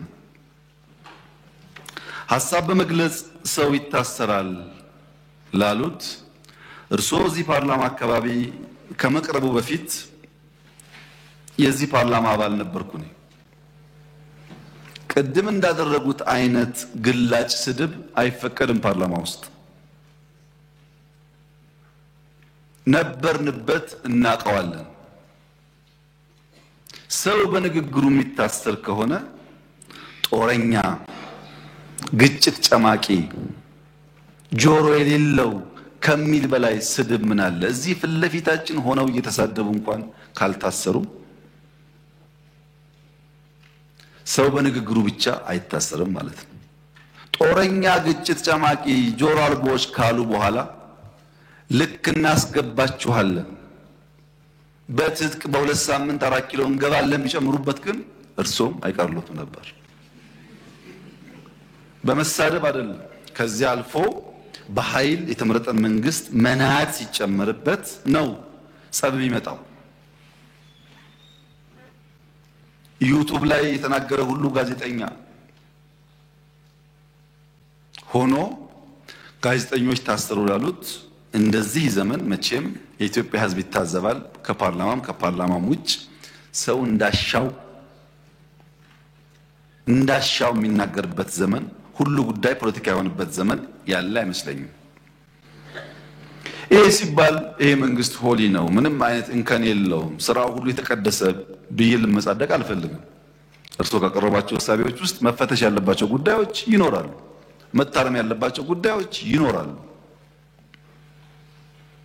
በእስርም በክስ ሂደትም በሌላም ጉዳይ መንግስት ሁልጊዜ ራሱን ክፍት አድርጎ መፈተሽ አለበት። እንከን የለኝም የሚል መንግስት አያድግም። ነገር ግን ሚዛን ሲጠፋ ለሚሰማውም ትውልድ ለእርሶም ፓርቲ ጉዳት ያለው ስለመሰለኝ ነው። ምክንያቱም ይሄ መንግስት አሁን ያለው መንግስት የእርሶ ፓርቲ መንግስት ሆኖ ያቋቋመው ነው። የእርሶ ፓርቲ ሊቀመንበር የኔ ካቢኔ አባል ናቸው። የእርሶ ፓርቲ አመራሮች በአማራ ክልል በአዲስ አበባ ክልል ውስጥ በአዲስ አበባ ከተማ ውስጥ አመራሮች ናቸው። በጋራ የምንመራው መንግስት ነው።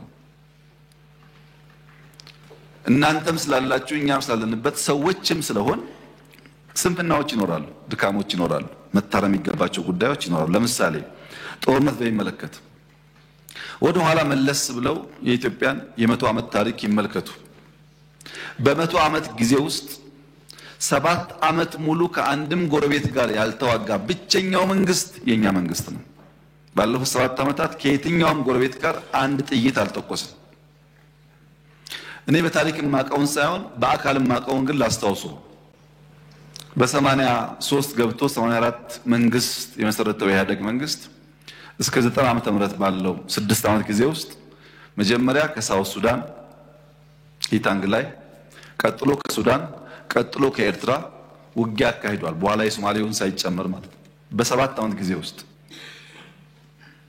በደርግም የሚያውቁት ታሪክ ነው።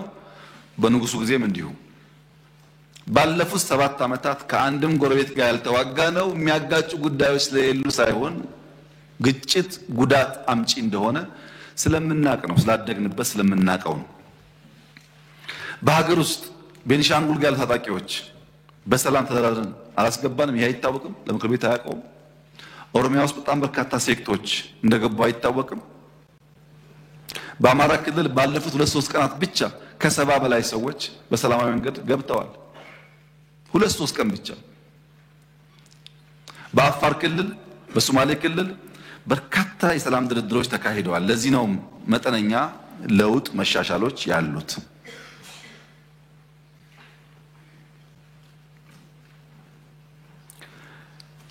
ስለታሰሩ እስረኞች ያነሱት ይህ ፓርላማ እነዚህን እስረኞች ስንቴ ጎበኛቸው? ሄዳችሁ አላያችሁም? አልጎበኛችሁም? በሚዲያ ይቻል ውስጥ ጎበኙ። ድሮ እንኳን ፓርላማ በእንደዚህ አይነት ጉዳይ የታሰሩ ሰዎች መጎብኘት ይቅርና ታሳሪዎቹ ራሳቸው ከእስር ሲፈቱ የት ቦታ እንደታሰሩ አያውቁም። ተሸፍነው ገብተው ተሸፍነው ይወጣሉ። ይሄማ ተቀይሯል፣ ተሻሽሏል፣ ለውጥ አለ። የሚቀር ነገር አለ? አዎ አለ። ጀማሪዎች ስለሆን ማረም አለብን፣ ግን ለውድድር የሚቀርብ አይደለም። ብልጽግና በየትኛው መመዘኛ ከኢህአዴግ ጋር አይወዳደርም። በአደረጃጀቱ፣ በእሳቤው፣ በተግባሩ፣ በሚመራበት መርህ ለውድድር የሚቀርብ አይደለም። ይሄን ለእናንተ መንገር ለቀባሪ ማርዳት ያህል ስለሆነ አልፈልገውም። እኛ ተመርጠን ሳለ ሙሉ በሙሉ ብቻችንን መንግስት መሆን ስንችል በህግም በሞራል የለም ለሰላማችን ሲባል ከሚፎካከሩ ኃይሎች ጋር በጋራ መንግስት እንፍጠር ያልነው ሰላም ፍለጋ ነው። ሰላም ፍለጋ ነው። የታጠቀ ኃይሉ በነፃ ይግባ ሳይጠየቅ ይግባ ብለን ያወጅነው ሰላም ፍለጋ ነው። በየመድረኩ ሰላም ሰላም ሰላም እንለውም የሰላም ፋይዳ ስለሚገባ ነው። ኢንክሉሲቭ ናሽናል ዲያሎግ ኢትዮጵያ ውስጥ ሲለመን የከረመ አጀንዳ ነው። ጠቃሚ ነው። በሺህ የሚቆጠር ሰው ያለውን ማንኛውም ሐሳብ በነፃነት እያነሳበት ያለ አውድ ነው። ይሄ መጠናከር አለበት። ጠቃሚ ነው። በአንድ በኩል ችግር አለ። ህገ መንግስቱ ይቀደድ ይባላል። የለም እኛን ቀድም ህዝብ አወያይተን አማክረን ሁሉም ሳይኖሮት ነው የሚቀየረው ደግሞ ሲባል ፕሮሰሱን አንፈልግም ይባላል። አብሮ አይሄድም። ለምሳሌ ከፍትህ ስራ ጋር ተያይዞ የተነሳው በአንድ በኩል ክስ አቅርባችሁ ክሱ ተጓተተ ይባላል። የኛ ስራ ወንጀለኛ ላልነው ሰው ክስ ማቅረብ ነው። መልሰን ፍርድ የምናስፈርድ ከሆነ የሚታሰበው የቼክ ኤንድ ባላንስ ጉዳይ ጠፋ ማለት ነው። ባይከሰሱ ሳይከሰሱ ታሰሩ ይባላል። ታስረው ከተከሰሱ ግን መንግስት ሚናውን እየተወጣ እንዳለ ቢወሰድ ጥሩ ይመስለኛል። ይሄ ሆኖ ነፃነት ለማስተዳደር ችግር አለ። ዲሞክራሲን፣ ነፃነትን፣ ህግን በቅጡ ልምምድ ስላልነበረን አሁን እንቸገራለን። ለዚያም መንግስት መታገስ ይኖርበታል። በብዙ ባለፈው ፓርላማ ላይ ድርድር እያካሄድን ነው ከተቃዋሚዎች ጋር ብያችሁ ነበር። ከኦነጎችም አማራ ክልል አካባቢ ካሉ የሚንቀሳቀሱ ኃይሎችም ድርድሮች ነበሩ። በነገራችን ላይ በአማራም በኦሮሚያም በየትኛውም ጎጥ ያለ የጎበዝ አለቃ በየትኛውም ጎጥ ያለ በግራም በቀኝ ይደራደራል። እኔ አይደለሁም እሱ ነው ይላል እንጂ ሲወጣ ይደራደራል፣ ሽማግሌ ይልካል። ልክ እኔ ካልኩ በኋላ ግን የሚደራደረው ኤክስ ነው፣ መደራደር ተገቢ አይደለም ብሎ የሚዘምተው ደግሞ ራሱ የሚደራደረው አካል ነው። ከዚያ በኋላ ነው የሆነ አንድ ሴክት በሺ የሚቆጠር ሰው ይዘው የገቡት። ያ ጥሩ ጅማሮ ነው። ለተቀሩት መልእክታችን በዚያው መንገድ ተደራድራችሁ በሰላም ግቡ ነው። አማራ ክልል ላሉትም እንደዚሁ በሰላም ግቡ። መንግስት ሁልጊዜም እጁ የተዘረጋ ነው። በድርድር በሰላም ጉዳያችን ለመፍታት ትልቅ ፍላጎት አለን። ጥቅም ስለሌለው ዓላማውን ስለማያሳካ 5 ዓመት ብንዋጋ 6 ብንዋጋ ማንም ሰው 4 ኪሎ ስለማይደርስ ዋጋ የለውም። ዓላማ ለሌለው ነገር ደግሞ መጋደል ተገቢ ነው ብለን አናስብም እና ሰላሙ ከማንም በላይ እኛ የምንፈልገው ጉዳይ እንደሆነ ቢታሰብ። ሁሉ ነገር ጨለማ ነው፣ ሁሉ ነገር ጥፋት ነው፣ ሁሉ ነገር አዘቅት ነው፣ ሁሉ ነገር የለም ላሉት ክቡር ዶክተር ደሳለኝ እኔ ለእርሶ ነው ያዘንኩት። ምክንያቱም በዚህ ሁሉ ጨለምተኝነት በዚህ ሁሉ ፔሲሚዝም ድንገት እድል ቢቀናውት ለኢትዮጵያ ሕዝብ ምንድነው የሚሰጡት? እርሶ በጨለማ ተውተው ከጨለማ ብርሃን ያወጣ ከጭንቀት ብርሃን ያወጣ ተስፋ እንዴት አይሰንቁም? ይሄን አልቻላችሁም እኔ መጥቼ ቀይረዋለሁ እንኳን ቢሉን ነው የሚሻለው እንጂ ሁሉ ነገር ጨለማ ከሆነ ጥሩ አይደለም። ፖለቲካ የሚፈለገው በጨለማ ውስጥ በችግር ውስጥ ተስፋን ማሳየት ነው፣ ለውጥን ማሳየት ነው፣ ወደዚያ ሰውን መምራት ነው፣ መጨበጥ ነው እንጂ ችግር ብቻ መናገር አይደለምና የምንውልበት የምንሰማው የምንነጋገርበት ጉዳይ በገደል ማሚቱ ተመልሶ እያስተጋባብን እሱ ነገር እየኖርነው እንዳይሆን ጥንቃቄ ቢደረግ መልካም ነው ለማለት ነው። እና ይሄ ሁሉ የመለስኩት እርሶ ምላሽ እንደማይፈልጉ ቢናገሩም ለተከበረው ምክር ቤት ክብር ሲባል አንዳንዱ ጉዳይ ቢታይ ብዬ ነው። ካነሷቸው ጫፍ የወጡ ክሪቲክሶችና ሂሶች መካከልም ቢሆን ለኛ ጠቃሚ የሚሆኑትን ጉዳዮች ግን ፈትሸን እንወስዳለን። ማደግ ስለምንፈልግ መለወጥ ስለምንፈልግ ከማንም ወገን የሚነሳ ክሪቲክስ በግርድፉ መጣል አንፈልግም። ሚዛናዊነት ግን ከርሶ እና ከመሰሎቹ እንጠብቃለን ለማለት ነው። ፕሪቶሪያ ላይ መለከት ፕሪቶሪያ ታሪካዊ ስምምነት ነው። ለብዙዎች ልምድ የሚሰጥ ስምምነት ነው። ያለቀ ጦርነት ያሸነፍነውን ጦርነት ነው አቁመን ሰላም ያመጣ ነው። ለሰላም ያለንን ከፍተኛ ጉጉት በኢትዮጵያ ታሪክ ውስጥ ማንም ሰው ቢያገላብጥ መንግስት እየተዋጋ እያሸነፈ መቀሌ ለመቆጣጠር 1 ቀን 2 ቀን ሲቀረው ለሰላም ድርድር አይቀመጥም። የለም በኢትዮጵያ ታሪክ ውስጥ ለምን ሆነ? ሰላም ስለሚያስፈልግ። በዛ ሂደት ውስጥ በቀሩት ቀናት ውስጥ 5ም 10ም 20ም ሰው የሚሞት ከሆነ ወገን ነው የሚሞተውና ያ መቅረሱ ጠቃሚ ስለሆነ ነው ድርድሩ ያስፈልገው። ድርድሩም በጣም ከፍተኛ ጠቀሜታዎች አምጥቷል። ባለፉት 2 ዓመታት ምንም አይነት ውጊያ አልነበረም። ትልቅ ነገር ነው። የትግራይ ህዝብ በውጊያው ጊዜ ሰርቪስ አያገኝም። መብራት አልነበረውም፣ ባንክ ሰርቪስ አያገኝም፣ ትራንስፖርት ሰርቪስ አያገኝም። በርካታ ችግሮች ነበሩት። መንግስት እንደ መንግስት ፈርሷል። ያን መልሶ የሚያቋቁምና ቤዚክ ሰርቪሶች ፕሮቫይድ የሚያደርግ ኢንትሪም አስተዳደር መፈጠሩ በጣም ጠቃሚና ውጤታማ ተደርጎ ይወሰዳል። ያም ሆኖ በስምምነቱ መሰረት የሚጠበቁ በበቂ ያልተፈጸሙ ጉዳዮች አሉ። አንዱ ዲዲአር ነው። የተወሰነ ሙከራዎች ቢኖሩም ዲዲአር በተሟላ መንገድ አልተፈጸመም። ዲዲአር አለመፈጸሙ ፕራይመሪሊ የሚጎዳው የትግራይ ህዝብን ነው።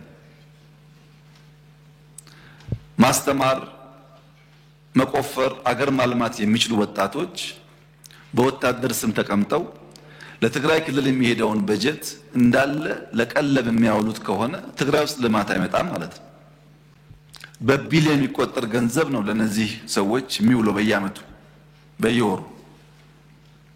ያ ገንዘብ ለልማት ቢውል በርካታ ጠቀሜታ ሊያመጣ ይችላልና ዲዲአሩ ለአጠቃላይ ሰላም ብቻ ሳይሆን ለትግራይ ሕዝብ ተጠቃሚ ስለሚያደርግ በተሟላ መንገድ መፈጸም ይኖርበታል። የተፈናቀሉ በሚመለከት በራያ እና በጸለምት ጥሩ ስራ ተሰርቷል። በወልቃይት አካባቢ የተጀመሩ ጉዳዮች በተፈለገው ደረጃ አልሄዱም። አሁን በእኛ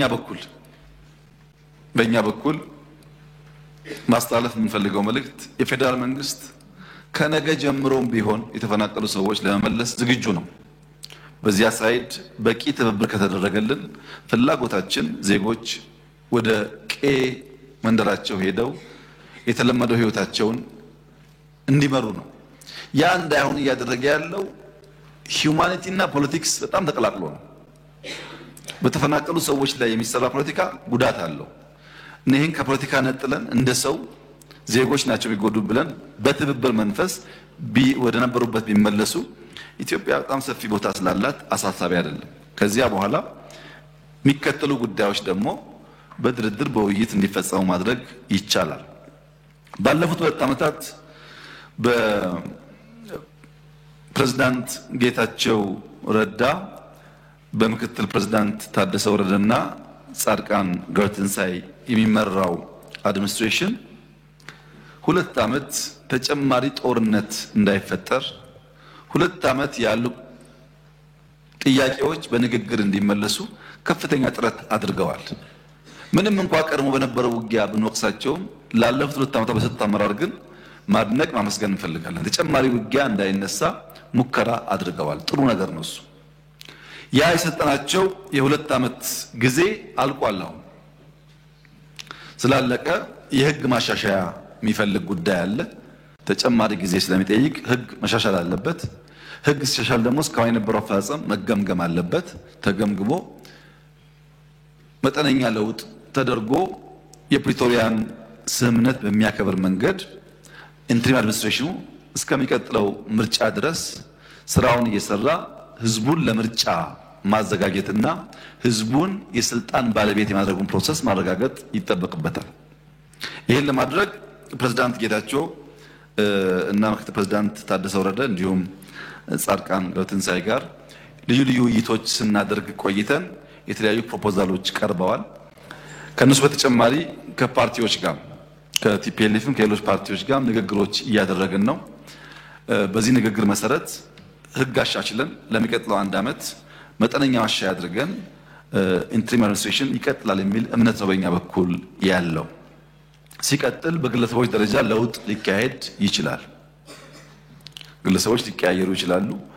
የነበረው ስራ ተገምግሞ በጠንካራ ጎናቸው ተሞግሰው በደካማ ጎናቸው ተወቅሰው የሚቀያየሩ ግለሰቦች ሊኖሩ ይችላሉ። የትግራይ ህዝብ ጦርነት እንደማይፈልግ እኔም ሳወያያቸው በልዩ መንገድ ገልጸዋል። ጦርነት ለትግራይ ከእንግዲህ አያስፈልግም። ማንኛውም ጉዳይ ካለ በንግግር በውይይት መፍታት ይቻላል። ትግራይ መላ ኢትዮጵያ ጦርነት አይፈልግም፣ አይፈጠርም ብዬም ተስፋ አደርጋለሁ። አልፎ አልፎ በግለሰቦች ደረጃ መከላከያ በአማራና በኦሮሚያ ተበትኗል፣ ተወጥሯል እና ጊዜው አሁን ነው ብለው የሚያስቡ ግለሰቦች እንዳሉ እንሰማለን። ምክሬ አይመስለኝም፣ አያዋጣም፣ ተውት ነው። እንደዛ አይመስለኝም፣ አያዋጣም፣ ድሮም አላዋጣም፣ አሁንም አያዋጣም። የሚያዋጣው መነጋገር ብቻ ነው። በንግግር ውስጥ ይመለሳል። በእኛ በኩል ነገር ማጋጋል ብንፈልግ ፍላጎታችን ጦርነት ጨማቂዎች ብንሆን ኖሮ በቂ ምክንያቶች ነበሩን፣ ግን አንፈልግም። ከሰላማ ከእያንዳንዷ ቀን ስለምናተርፍ አብዝተን የምንሰራው ለሰላም ነው እና በትግራይ ያለው ሁኔታ በንግግርና በውይይት በቅርቡ ከገመገምን በኋላ የሚቋቋመው መንግስት እስከሚቀጥለው ምርጫ የተሻለ ስራ እንደሚሰራ በተለይም ዲዲአሩን የተፈናቀሉ በመመለስና የህዝቡ የልማት ጥያቄ በመመለስ የበኩሉን ሚና እንደሚጫወት ተስፋ ይደረጋል። ከሁሉም ኃይሎች ጋር እየተነጋገርን ነው። ስናጠቃልል በሚቀጥሉት ጊዜያት ለህዝብ የሚገለጽ ይሆናል። ፍትህን በሚመለከት ፍትህ አሁናዊና ውርስ ችግር አለበት። በውርስም የምታውቁት በሽታ አለበት፣ አሁናዊም ችግር አለበት። የህግ ማሻሻያ ለማድረግ በጣም ሰፊ ስራዎች ተሰርተዋል። ለውጦች በትንሹም ቢሆን እየታዩ ነው። በተለይ ቴክኖሎጂ ለመጠቀም አይሲቲ ለመገንባት እና የዋይድ ኤሪያ ኔትወርክ ለመስራት የፍርድ ቤት አመራሮች ከፍተኛ ጥረት እያደረጉ ነው። በቅርቡም እንደሚጠናቀቅ ይጠበቃል። ያ የፍትህ ስርዓቱን በተለይ ከችሎት ጋር ተያይዞ ያለውን ከዳታ ጋር ተያይዞ ያለውን ችግር ይቀርፋል ተብሎ ይጠበቃል። በእኛ በኩል ባህላዊ ፍርድ ቤቶች ለማስፋት ሞክረናል ችግሩን ለመፍታት። ሪፎርሙን ግን በበቂና ውጤታማ በሆነ መንገድ ለመምራት ከኔ ይልቅ እናንተን መጠየቅ የሚሻል ይመስለኛል። ፍርድ ቤት የምትመሩት እናንተ ስለሆናችሁ በቅርበት ጉዳዩ እንዲሻሻል ብታደርጉ በእኛ በኩል የፍትህ ሚኒስቴር፣ ፖሊስ፣ አቃቤ ሕግ ያለውን ነገር ለማየት እየሞከር ነው። እኛ እንቀጥላለን። ፍርድ ቤት በሚመለከት ግን የእናንተ ድጋፍ የሚያስፈልግ ይመስለኛል። ትምህርትን በሚመለከት የተነሳው ጥያቄ ትክክለኛ ጥያቄ ነው። የተከበረው ምክር ቤት እንዲገነዘብ የምንፈልገው ነገር በየከባቢው የምንዋጋቸው ሰዎች የድንቁርና ጌቶች ናቸው። የምንዋጋው ከድንቁርና ጌቶች ጋር ነው። እነዚህ ሰዎች አትማሩ፣ አትታከሙ፣ አትረሱ የሚሉ ናቸው። የሚገርመው አንድ አካባቢ ላይ የኤችአይቪ፣ የስኳር፣ የወባ መድኃኒት ከፋርማሲ አውጥተው የሚደፉ ግን ለዛ ህዝብ የሚታገሉ ኃይሎች ያሉበት ማዳበሪያ ለህዝቡ እንዳይደርስ የሚጥሩ ናቸው። ትምህርት ምን ያደርግላቸዋል? የጅብ ቆዳ እጃቸው ላይ አስረው ጥይት አይመታንም ብሎ የሚታገሉ ሰዎች ትምህርት ምን ያደርግላቸዋል? በቅርቡ አንድ ቦታ ላይ የጅብ ግልገል ተሸክመው ሲሄዱ አገኘናቸው። ለምን ሲባል ጥይት እንዳይመታን እና እነዚህ ድንቁርና ጌቶች ትምህርት እንዳይስፋፋ በብዙ እየጎዱን ይገኛሉ።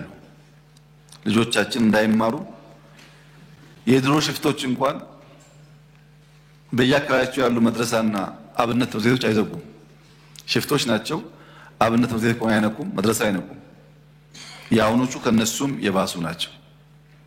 ሎሬት ጸጋዬ እንዳይነግርህ አንዳች እውነት የሚል ግጥም አለ። በግርግር በጩኸት በመረበሽ ዝግ ብሎ ባለማሰብ ከእውነት ለመደበቅ የሚደረግ ሙከራ ስላለ በዜጎች ላይ ከፍተኛ ጉዳት እያመጣ ነው። በእኛ በኩል በተገኘው አጋጣሚ ሰፋፊ የትምህርት ቤት ጥገናዎች፣ በተለይ ሁላችሁም እንደምታውቁት ኤርሊ ኤጁኬሽን ኪንደርጋርተን ላይ ዜሮ ክፍል ላይ ሰፋፊ ስራ እየሰራን ነው። ከመጽሐፍ ሽያጭም ሳይቀር አብዛኛው የገነባነው ትምህርት ቤት ነው። ትምህርት ያስፈልጋል የሚል የጸና እምነት ስላለን ይሄን ወደፊትም በሚቻል አጋጣሚ ሁሉ ከህዝባችን ጋር በመሆን እያሰፋን የምንሄደው ጉዳይ ይሆናል። ጤና በሚመለከት ኤርሊ ዋርኒንግ ችግር አለ ለተባለው ችግር አለ፣ ግን ሰፋፊ ጥረቶች እየተካሄዱ ነው። ቀድመው የሚተነብዩ ሴንተሮች አሉ። ሲዲሲን ጨምሮ ሰፋፊ ስራ እየተሰራ ይገኛል። በዚያም የብዙ ዜጎች ህይወት ለመታደግ እየደገፉ ነው። ነገር ግን መድኃኒት ስለማናመርት ፈጥነን የመድረስ አቅማችን ውስን ስለሆነ ቴክኖሎጂን በበቂ ስለማንጠቀም አሁንም ችግሮች አሉ። ገምግመናል። ሰፋፊ ስራዎች ተጀምረዋል። ውጤት እንደሚመጣ ይጠበቃል። መድኃኒት ግን የማያመርት ሀገር፣ ነዳጅ የማያመርት ሀገር፣ ማዳበሪያ የማያመርት ሀገር ሁልጊዜም ቢሆን ወይ በግዢ ወይ በትራንስፖርት ወይ በጊዜ መሰቃየቱ አይቀርም። መፍትሄው ደረጃ በደረጃ እያመረቱ የራስን ፍላጎት በራስ እየመለሱ መሄድ ይሆናል። ተፈናቃዮች በሚመለከት ገፊ ምክንያቶች፣ የተግባርና የአመለካከት ችግሮች አሉ። በርካታ ሰዎች እየተመለሱ ነው። አሁንም የተፈናቀለ ቁጥር ማጋነን፣ የተሳሳተ መረጃ መስጠት፣ እንዳይመለሱ መቀስቀስ የተለመደ የወል ተግባር ሆኗል። ብዙ ቦታ ላይ የሚታይ ተግባር ሆኗል። ዩኒፎርም ነው። በየቦታው ያሉ ተፈናቃዮች እንዳይመለሱ ጥረቶች ይደረጋሉ። የሚመለሱትን እየደገፍን ቁጥር ለመቀነስ ጥረት ይደረጋል። እስካሁን የተገኘው ውጤትም በዚያ መንገድ እያጠናከርን እንሄዳለን። ፕሮጀክቶች በሚመለከት የተነሱ ጥያቄዎች በየወረዳው ከመንገድ ከግድብ ጋር ተያይዞ ጥያቄዎቹን እንመረምራቸዋለን። ችግር ይኖራል ብለን ስለምናስብ እንፈትሻቸዋለን። ነገር ግን የተከበረው ምክር ቤት እንዲገነዘብ የሚያስፈልገው የአዋጭነት ጥናት ሳይካሄድ የተዘራው የድንጋይ ማዕት ብዙ ነው። የወረስነው ዕዳና መሰረተ ድንጋይ ነው። መጀመር እንደ ስራ ተወስዶ መጨረስን ታሳቢ ያላደረጉ በጣም በርካታ ስራዎች በየቦታ ተጀምረዋል። ስንሄድ መንግስት ቃል ገብቶ መንግስት እንዲያደርጎ እንባላለን። ያን ሁሉ መመለስ ጊዜም ገንዘብም ይጠይቃል። ያም ሆኖ ግን እኛ የጀመርናቸውን ስራዎች በአፋጣኝ ለመጨረስ ከፍተኛ ጥረት እያደረግን ነው። አዋጅ 12/10/2012 ፕሮጀክትን በሚመለከት ፖሊሲዎቻችን፣ መመሪያዎቻችን ከዛ የተቀዱቱ አጥንተን እንድንገባ ጀምረን እንድንጨርስ የሚያስገድዱ ናቸው። ግን አሁንም ቢሆን ኢትዮጵያ ውስጥ ፕሮጀክት ጀምሮ መጨረስ በጣም ብዙ መማር የሚገቡ ነገሮች እንዳሉ ያሳያል። ማንኛውም ስራ ፕሮጀክት ነው። አስቀድመን አጥንተን አቅማችን አውቀን ጀምረን ፎሎ አድርገን የማንጨርሰው ከሆነ መልሶ ዕዳ ይሆናል፣ መልሶ ኪሳራ ይሆናል እና ውጤቶች ያየንባቸው ጉዳዮች ቢኖሩም ተጨማሪ ጥረቶች እንደሚጠበቁ እናምናለን። በዚያው አግባብ እየፈተሽን እያረምን የህዝቡን ጥያቄ እየመለስን ለመሄድ አቅም በፈቀደ መጠን ጥረት ይደረጋል። ዲፕሎማሲን በሚመለከት የባህር በር ጉዳይ ዋናው ዓላማ ቀድሜ ከእናንተ ጋር እንደተወያየሁት የባህር በር ጥያቄን ማንሳት ማንሸራሸር ነውርነቱ አክትሟል። ከማንም ዓለም ጋር ስንነጋገር ትክክል ነው። በዓለም ላይ የእናንተን ያክል ቁጥር ኖሮት ትልቅ ሀገር ሆኖ የባህር አክሰስ የሌለው ሀገር የለም። ነገር ግን በንግግርና በውይይት በሰጥቶ መቀበል መርህ መሆን አለበት። ግጭት እንዳትገቡ ጥንቃቄ ያስፈልጋል ይላሉ እንጂ አያስፈልግም የሚል ሰው ኦልሞስት ጠፍቷል። የለም። ይሄ ለኢትዮጵያ ትልቅ ድል ነው። ስለ አባይም ስለ ቀይ ባህርም መነጋገር ይቻላል። ስለ አባይም ስለ ቀይ ባህርም በዊን-ዊን አፕሮች አብሮ መስራት ይቻላል። ስለ አባይም ስለ ቀይ ባህርም እንደ ጋራ ሀብትነት መጠቀም ይቻላል። ናሬሽን፣ እሳቤ፣ ንግግር ግልጽ ሆኗል። አንዳንድ ሰዎች ይሄ መንግስት ይሄንን ጉዳይ ያነሳው ለአጀንዳ ነው፣ ለፖለቲካ ነው፣ ለምርጫ ነው እያሉ ሲያሙ ይሰማል። ግን ይህ ሐሜት ውሃ አይቋጥርም። ምክንያቱም የኢትዮጵያ የወደብ የሲ አክሰስ ጥያቄ ላለፉት 10-15 ዓመታት በተለያየ ደረጃ እንደ ፖለቲካል ዲስኮርስ ስንወያይበት የቆየን ጉዳይ ቢሆንም ቢያንስ ባለፉት 5-6 ዓመታት በመንግስት ደረጃ ንግግር ከማድረጋችን በላይ የመደመር ሲሪየስ መጽሐፎች የመጨረሻው የመደመር ትውልድ በ2014 የወጣው የዛሬ 3 ዓመት ገደማ ሳይወጣ በፊት የታሸ ስራ ነው። በመጨረሻው አካባቢ 240 ገጽ ላይ መልሳችሁ እንታዩት የጂኦፖለቲካል እይታ ለውጥ ይላል ርዕሱ። የጂኦፖለቲካችን እይታ መለወጥ አለበት የሚል ሐሳብ ያነሳል። ቀይ ባህርንና አባይን እያነሳ ቆይቶ ገጽ 245 ላይ በሁለት የውሃ አካላት ስር ይላል። መጽሐፍ እኮ ነው፣ 3 ዓመቱ ነው። ያ መጽሐፍ ለሁሉም ሰው አድርገናል፣ ለጎረቤትም ለሁሉም ሰው ያውቁታል። የመንግስት እሳቤ ሁለቱን ውሃ በሚመለከት ምን እንደሚመስል ቁልጭ አድርጎ ያሳያል። የተከበረው ምክር ቤት ግን አንድ ክሪቲካል ነገር አስምሮ እንዲገነዘብ የምፈልገው የዚህ የሁለት ውሃ ናሬሽን መደመር ከመጽሐፉ በፊትም ነበር። መደመር ላይ አልተቀመጠም። የመደመር መንገድ ላይ አልተቀመጠም። የመደመር ትውልድ ላይ ተቀመጠው። የትውልድ ጉዳይ ስለሆነ ኮንሸስ ነበር። ትውልዱ ይህንን ጉዳይ ሲሪየስሊ አይቶ ምላሽ መስጠት አለበት የሚል እምነት ነበር። በሚስጥር ግን ሳይሆን በግልጽ የተጻፈ ነው፣ ማንም ሰው ማየት ይችላል። የቀይ ባህር ፍላጎታችን ከሶማሌ፣ ከጅቡቲ፣ ከኤርትራ፣ ከኬንያ የሚያጣላ የሚያዋጋ መሆን የለበትም። የጋራ ሀብት ነው። 5000 ኪሎ ሜትር ሲሾር አለ እዚች ቀጠና ውስጥ ለሁላችን በቂ ነው።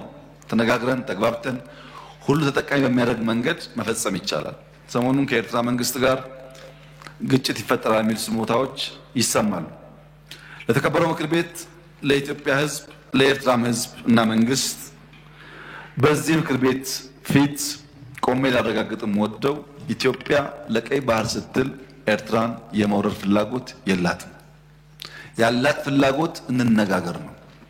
እንነጋገር ሰጥቶ መቀበል ባለበት መርህ፣ ህዝቦች በሚጠቅም መርህ፣ በገበያ መርህ ይህንን ችግር እልባት እናበጀለት።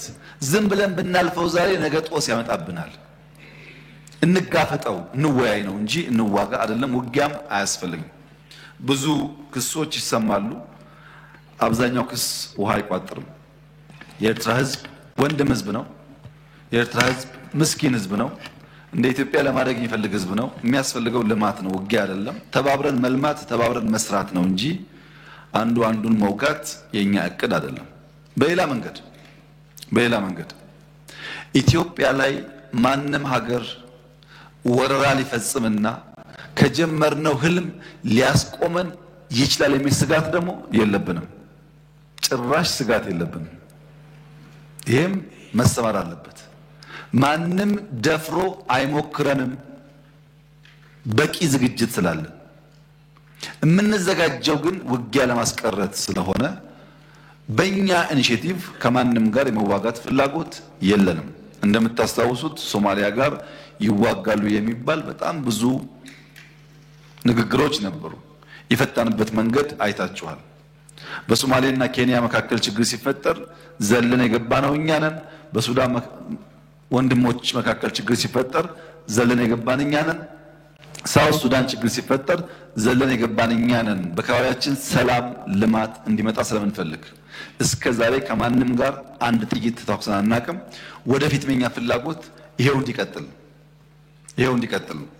ምንም አይነት ትንኮሳ ከየትኛውም ወገን መኖር የለበትም። ትንኮሳ ካለ ምላሹ ከፍተኛ ስለሚሆን በእኛ ወገን ግን ትንኮሳ እንደማይደረግ እያረጋገጥኩ የቀይ ባህር ጉዳይ ለኢትዮጵያ የህልውና ጉዳይ ነው። ብልጽግና ኖረ አልኖረ፣ ይሄ ምክር ቤት ኖረ አልኖረ፣ 130 ሚሊዮን ህዝብ፣ ኢኮኖሚው እያደገ ያለ ህዝብ፣ መለወጥና ከድህነት መውጣት የሚፈልግ ህዝብ ጫፍ ጫፉ ተሰምሮለት ተዘግቶ እስር ቤት ሊቀመጥ አይችልም።